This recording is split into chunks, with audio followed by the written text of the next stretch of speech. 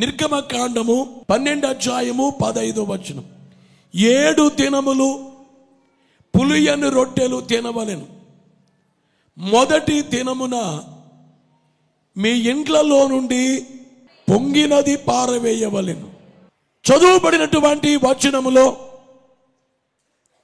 మొదటి దినము ఇశ్రాయేలీయులు ఏం చేయాలో,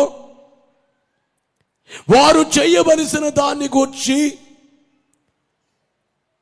దైవజనుడైనటువంటి మోషేకు దేవుడు తెలియచేసిన ఆ మాటను మనము చదువుకున్నాం. మొదటి దినమున వారు చేయవలసింది ఏమిటంటే, మీ ఇండ్లలో నుండి పొంగినది పారవేయవలెను. మనము 2024వ సంవత్సరంలో ఈ జనవరి మాసములో మనమున్నాం. ఓ మాటలో చెప్పాలంటే మొదటి రోజుల్లో మనమున్నాం. ఈ మొదటి రోజుల్లో ఉన్నటువంటి మనము ఏం చేయాలో బైబిల్ తెలియచేస్తుంది. బైబిల్ని బట్టి నేర్చుకోవలసింది ఏమిటంటే, పొంగిన దాన్ని పారవేయాలి. ఎక్కడి నుంచి? ఇండ్లలో నుండి. ఇండ్లలో ఏదైతే పొంగినది ఉందో, మన ఇళ్లలో అంటే మన హృదయములో ఏదైతే పొంగింది ఉందో, పొంగిన దాన్ని పారవేయాలి.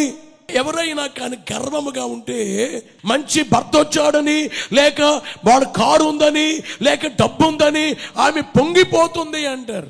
ఫలానతను బాగా పొంగిపోతున్నాడు అంటారు. అంటే గర్విస్తున్నాడు.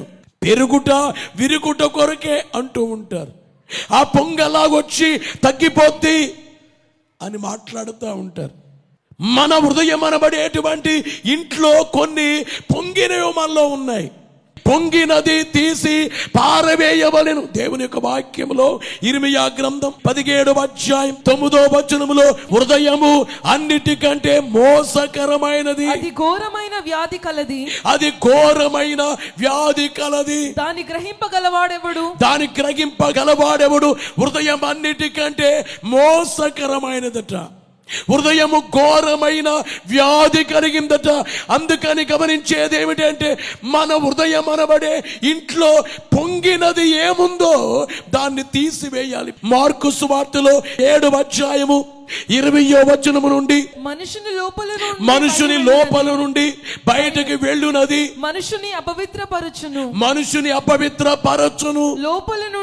లోపల నుండి అనగా మనుషుల హృదయములో నుండి దురాలోచనలను, జారత్వములను, దొంగతనములను, నరహత్యలను, వ్యభిచారములను, లోభములను, చెడుతనమును, కృత్రిమమును, కామ వికారమును, మత్సరమును, దేవదూషణయు, అహంభావమును, అవివేకమును. వినాలి ప్రియులారా, మనుషుని యొక్క హృదయములో ఏమేమి దుర్నీతి ఉందో ఇవన్నీ ఇందులో వ్రాయబడ్డాయి.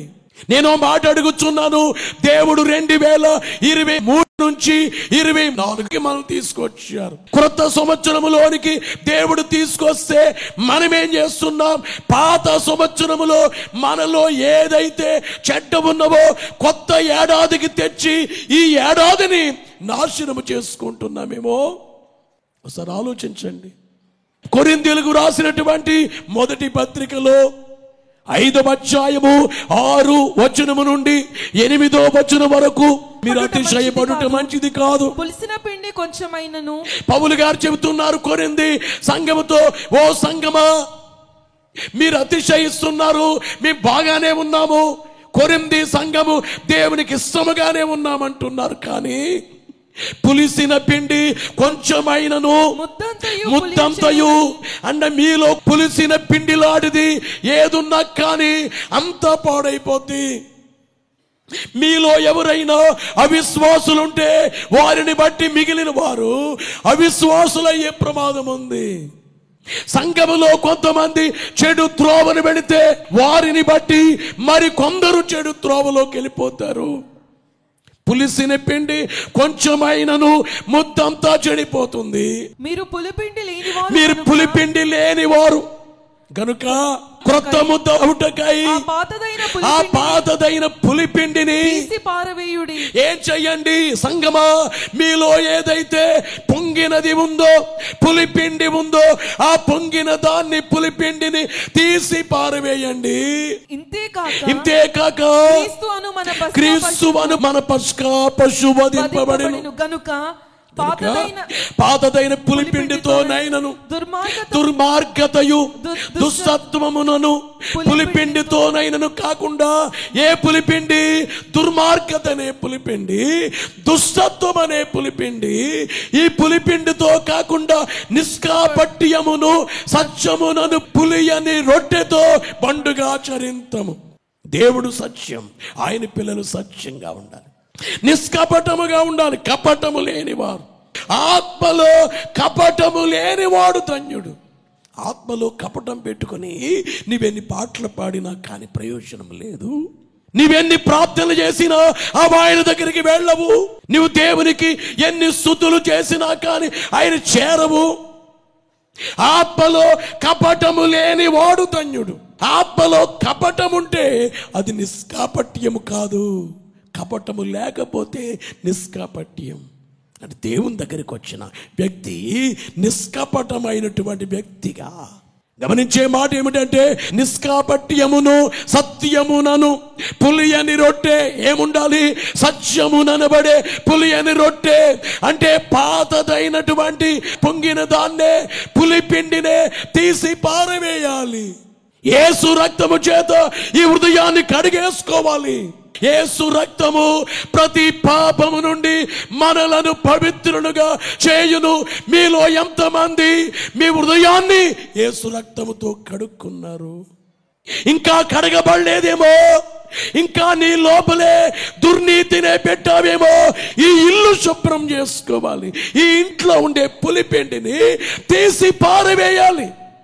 కొత్త ఏడాది వచ్చినా పారవేయట్లేదు. నీలో మార్చబడలేదు. ఈ రోజు ఈ వాక్యాన్ని వినే మీరే నీలో చావవలసినవి ఎన్నున్నాయో, చావవలసినవి చచ్చాయా? కోపం, అతిశయం, మత్సరం, అవివేకం, వ్యభిచార పాపాలు, దొంగతనం చేయాలనే నైజం, ఇవన్నీ పోయాయా? గనుక ప్రభునందు ప్రియులారా, శుద్ధి చేసుకోవలసిన చర్చికొచ్చాము. కానీ ఎట్లా వచ్చామో అలాగింటికి వెళ్ళిపోతున్నాము. ఆశీర్వాదాలతో వెళ్ళట్లేదు, దీవెనలతో వెళ్ళట్లేదు. వచ్చిన వ్యక్తులే ఆశీర్వాదాలతో వెళ్ళాలి. పంపుము దేవా దీవెనలతో, పంపుము దేవా, పంపుము దేవా దీవెనలతో పంపము. కానీ చర్చి నుండి దీవెనలు లేకుండా వెళుతున్నారు. కారణం ఏంటి? దేవుడు దీవించడానికి వీళ్ళల్లో పులిపిండి ఉండిపోయింది, పొంగినది ఉండిపోయింది, చెడుతనం ఉండిపోయింది. వాళ్ళల్లో దేవునికి విరుద్ధమైన కార్యాలు ఉండినందువల్ల దేవుడు వారికి దూరంగా ఉంటున్నారు. ఎప్పుడైనా ఒక వ్యక్తిలోకి దేవుడు రావాలంటే ఆ హృదయాన్ని యేసు రక్తముతో కడిగేసినప్పుడే వస్తారు ప్రభు. దేవునికి మహిమ కలుగునుగాక. యేసునాథుడే నీలోనికి రావడానికి పొంగినదంతా నీలో నుంచి తీసివేయాలి. ఇది మొదటి దినము చేసేటువంటి ప్రత్యేకమైన కార్యమని మీ అందరికీ తెలియజేస్తూ, మొదటి దినమున జరిగిన పనులు మనము చూస్తే ఆదికాండము 1వ అధ్యాయము 3వ వచనము నుండి 5వ వచనం వరకు చూస్తే, వెలుగు కమ్మని పలుకగా వెలుగు కలిగెను. దేవుడు వెలుగు కమ్మని పలికిన దినము మొదటి దినము. అలాగే ఈ మొదటి నెలలో మనలో ఏముండాలి? వెలుగు ఉండాలి. వెలుగు నిజంగా నీలో నుంచి ఆ చెత్తంతా బయటికి వెళ్ళిపోతే, పొంగినది పులిపిండి వెళ్ళిపోతే దేవుడు నీలోనికి వస్తారు. దేవుని యొక్క వాక్యములో చాలా చోట్ల దేవుడు వెలుగై ఉన్నారు అని వ్రాయబడింది. యోహాను సువార్తలు 1వ అధ్యాయము 4వ వచనం, ఆయన వెలుగై ఉన్నారు. 9వ వచనములో ఆయన వెలుగై ఉన్నారు. యోహాను సువార్త 8వ అధ్యాయము 12వ వచనములో చూస్తే, మరలా యేసు నేను లోకమునకు వెలుగును, ఏమై ఉన్నారట? యేసునాథుడు వెలుగై ఉన్నారు. ఆయనలో చీకటి ఎంత మాత్రము లేదు. ఈ వెలుగు కలిగినటువంటి యేసునాథుని కలిగిన వారు ఎలాగుండాలి? వెలుగుగానే ఉండాలి. ఓ సంగమా, సర్వంగమనబడే కీర్తనలు, చీకటిలో నుండి వెలుగునకు, లోకములో నుండి వెలుపడకు, చీకటిలో నుండి వెలుగునకు, లోకములో నుండి వెలుపడకు, చీకట గుణాతిశయములను ప్రకటించుటకి పిలిచినది. చీకటిలో నుండి వెలుగునకు ఎక్కడి నుంచి వచ్చాము? చీకటిలో నుండి మనము వెలుగులోనికి వచ్చాం. ప్రభునందు ప్రియులారా, మొదటి దినము పొంగినది పారవేయాలి. రెండవదిగా చూస్తే మొదటి దినము వెలుగు కలిగినట్లుగా వెలుగు కలగాలి. ఇక మూడవదిగా చూస్తే ఆదికాండము 8వ అధ్యాయం 13వ వచనాన్ని చూస్తే, మరియు 601వ సంవత్సరము మొదటి నెల తొలి దినమున నీళ్లు భూమి మీద నుండి ఇంకిపోయెను. జల ప్రళయం అంతా కూడా తగ్గిపోయింది. నీళ్లు భూమి మీద నుంచి ఇంకిపోయింది. ఎప్పుడంటే 601వ సంవత్సరం మొదటి నెల మొదటి తేదీ. 8వ అధ్యాయంలో 20-21 వచనాల్లో, అప్పుడు నోవహు యెహోవాకు బలిపీఠము కట్టి పవిత్ర పశువులన్నిటిలోను పవిత్ర పక్షులన్నిటిలోను కొన్ని తీసుకొని ఆ పీఠం మీద దహన బలి అర్పించెను. అప్పుడు యెహోవా ఇంపైన సువాసన ఆగ్రానించి, ఇక మీదట నరులను బట్టి భూమిని శపింపను. వినాలి ప్రియులారా, ఈ వచనములో చూస్తే దేవునికి చాలా ఇష్టమైంది దహన బలి. నీళ్ళింకిన తరువాత దహన బలి నర్పించారు నోవహు కుటుంబం. నీళ్ళింకిపోయాయి అంటే జల ప్రళయము అంత తగ్గిపోయింది. నేను ఎప్పుడు 2 విషయాలు చెప్తాను.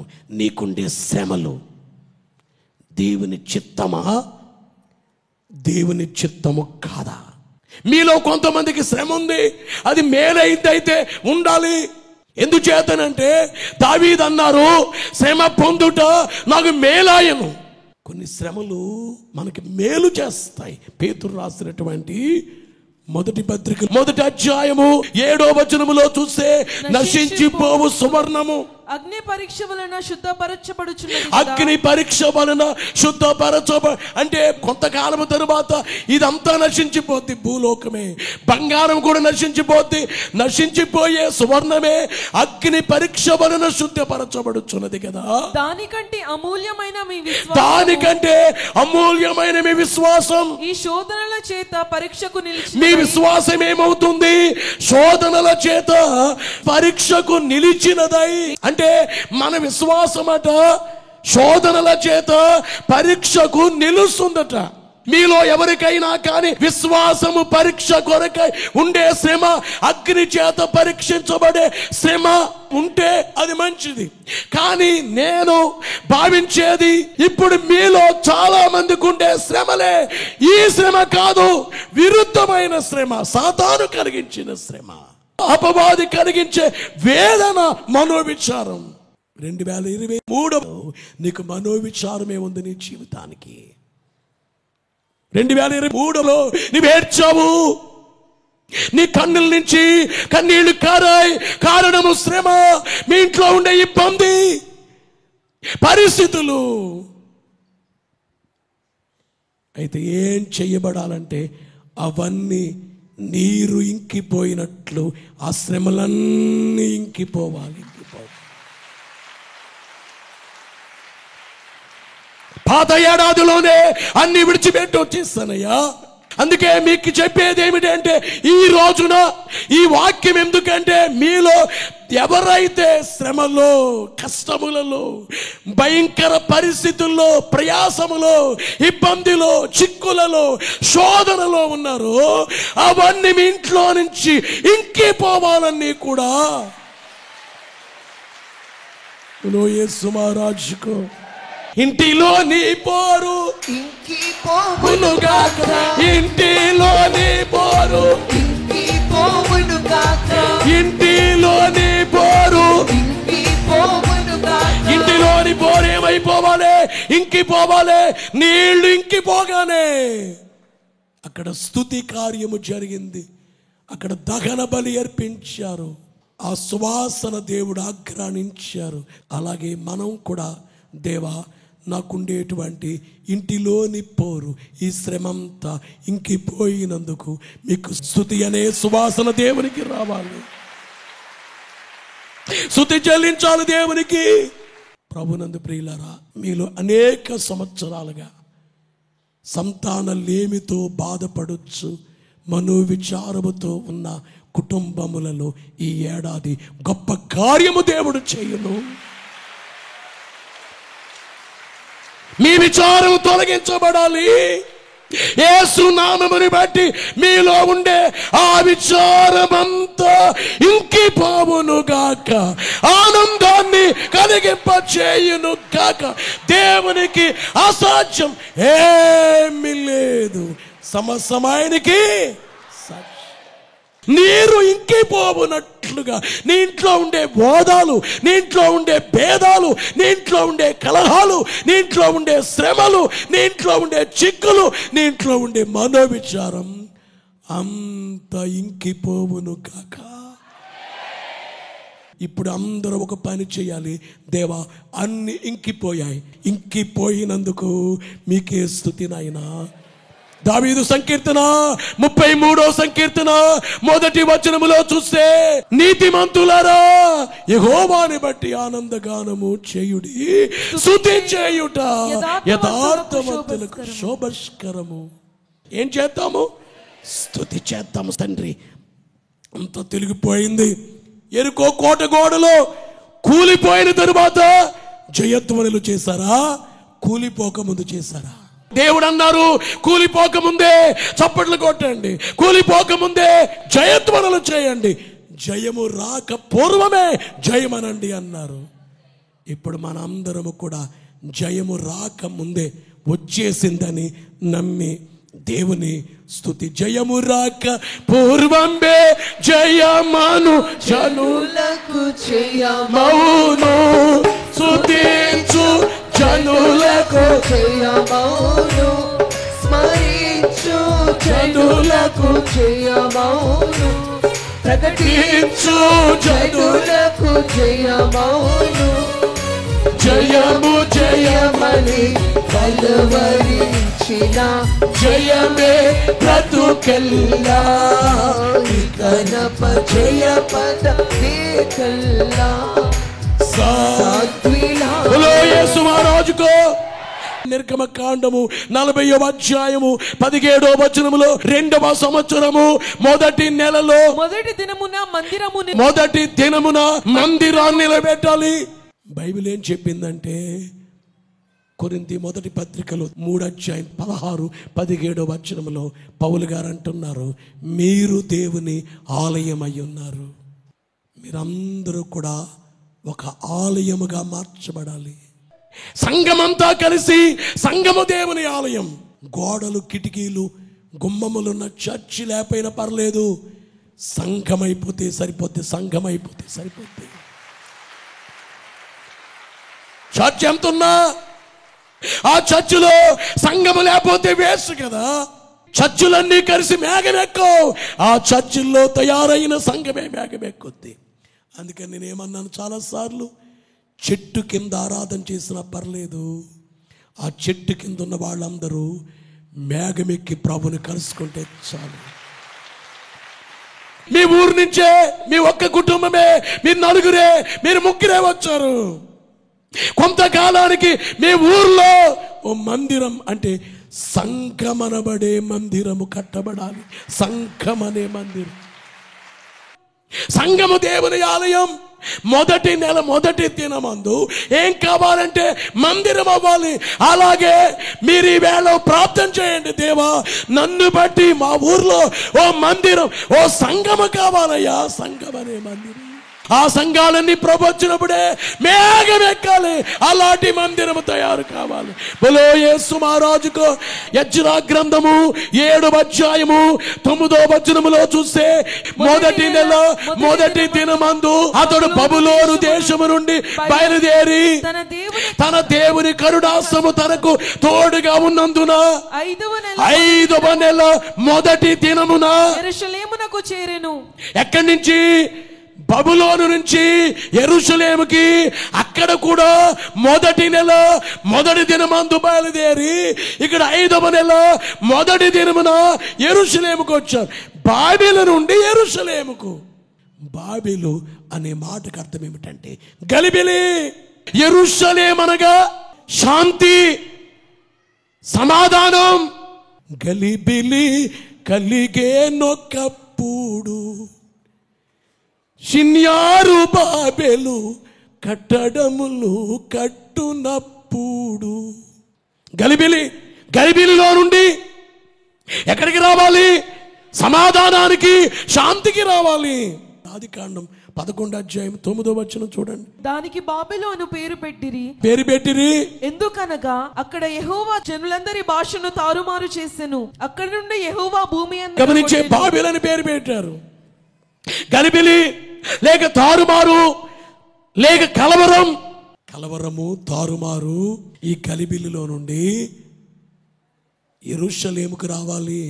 మొదటి దినం యెరూషలేం అనగా శాంతి, సమాధానం. శాంతి సమాధానం అనగా ప్రభువైనటువంటి యేసుక్రీస్తే. యేసులోనికి వచ్చేయటం.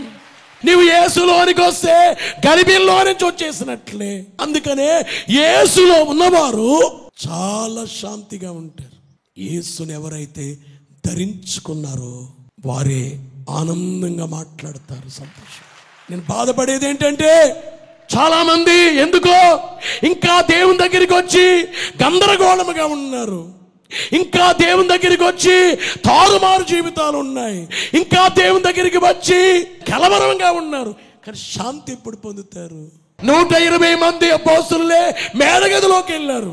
10 రోజులు ప్రార్థించారు. 10వ రోజు వేగముగా వీచు బలమైన గాలి వంటి ఒక ధ్వని. అకస్మాత్తుగా వారు కూర్చుని నీళ్ళంతయు నిండెను. మరియు అగ్ని జ్వాలల వంటి నాలుకలు విభాగింపబడినట్లుగా వారు కనబడి వారిలో ఒక్కొక్కని మీద వ్రాలగా అందరూ పరిశుద్ధాత్మతో నిండిన వారై నా జీవమంతయు నీతో నిండా చేరివాసింపు.